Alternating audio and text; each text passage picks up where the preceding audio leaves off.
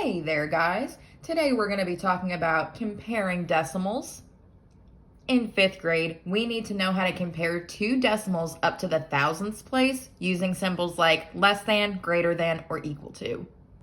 Before we get started, there's one nugget of knowledge that I need to give to you that's going to help tremendously.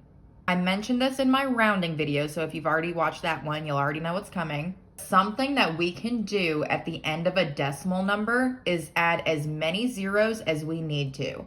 It doesn't change the value at all, it just changes what it looks like. So that means that 3 4/10 is the same thing as 3 40/100ths, and even 3 400,000ths. If I were to show you pictures of what each value would look like, you would see that it's all the same part of a whole. We're going to be using this trick quite frequently throughout this video. And similarly, if there are trailing zeros at the end of a number, we can knock them off if that serves our purpose. So 3 400,000ths is the same thing as 3 40/100ths and 3 4/10ths. Now, with that being said, remember that you can only do that with trailing zeros, the ones at the very end of the value. If you still have an actual digit there, other than 0, you can't get rid of this guy. They only work for zeros at the very end of the number. Now that you know that, we're ready to get started. In this first example, we've got two decimal numbers that we want to compare. We want to know which one's bigger or if they're the same. We've got 247 3/10 and 247 5/100ths. The first thing we always want to do is double check that whole number. This doesn't happen very often because we're typically so wrapped up in worrying about decimal numbers, but sometimes they will make one of the whole numbers greater than the other one. Here we've got 247. We also have 247. So since these numbers are the same, now we worry about the decimal numbers. But be sure to always check that number first. So this value has a number in tenths, and this one has a value in hundredths. I always tell my students that it's hard to compare two values when they have different units. It's like trying to compare inches to centimeters, yards to miles. Let's just make them have the same unit so it's easier to tell the difference. And when I say unit, I mean place value. We're going to want to change the one with less decimal digits to the one with more decimal digits. So since this guy has a value in the hundredths place, we also want a value in the hundredths place here. If you remember my trick, you know that we can add zeros to the end of any decimal value and it will not change the value whatsoever. This makes it so much easier to compare these two numbers. Now, all we're comparing is 30/100ths versus 5/100ths. We know that 30 is clearly bigger than 5, so this makes the entire value bigger. But we just need to remember that we added this to help us and that this isn't the original number given. The original number we had was just 3/10. As a sentence, we would read this as 247 3/10 is greater than 247 5/100ths. Let's try another one now.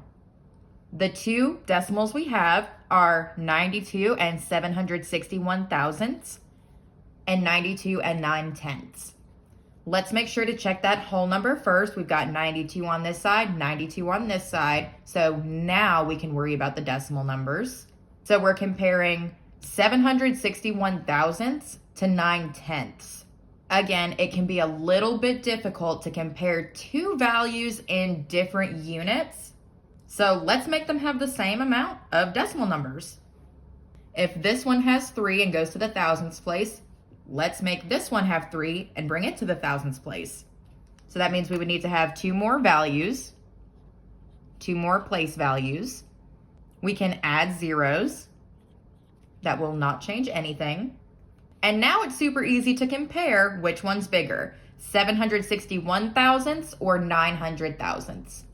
Hopefully you picked 900, so that would show that this value's bigger. But remember to keep that original number. We would read this as 92 and 761 hundredths is less than 92 and 2/10.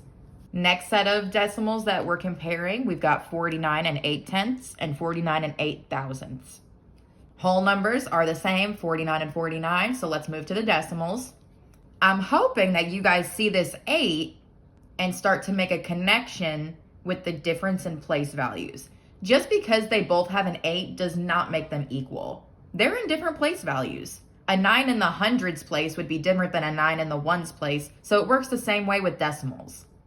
This one has more decimal digits. It goes to the thousandths place, so we're going to bring this one also to the thousandths place by adding 2 more place values. We can just drop in our trailing zeros. And now it's clear what we're comparing, 800 thousandths and 8 thousandths. 800 is way bigger than just 8, so it makes this entire value bigger.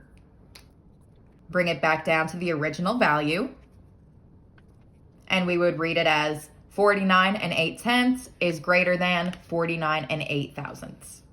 You guys are going to see a lot of examples that look like this when comparing, or similar to this. Check your whole numbers. They're both a 5, so we just move to the decimal numbers now. We've got 67 hundredths versus 670 thousandths. If you'll remember, those trailing zeros at the end, they don't make much of a difference at all. We can put those in and take them out as much as we want, and it doesn't change the value. So we could either bring this one up to the thousandths place, just like this one, by adding that extra place value and dropping a 0 in, or you could have just gotten rid of this 0 at the end. If you did that way, you will have noticed that that makes these values the exact same. Yeah, they're equal. So if you ever see the same numbers just with a couple zeros at the end, it's going to be equal to each other because, like I've said a billion times already, those ending zeros don't make a difference. They're just there when we need them to be there.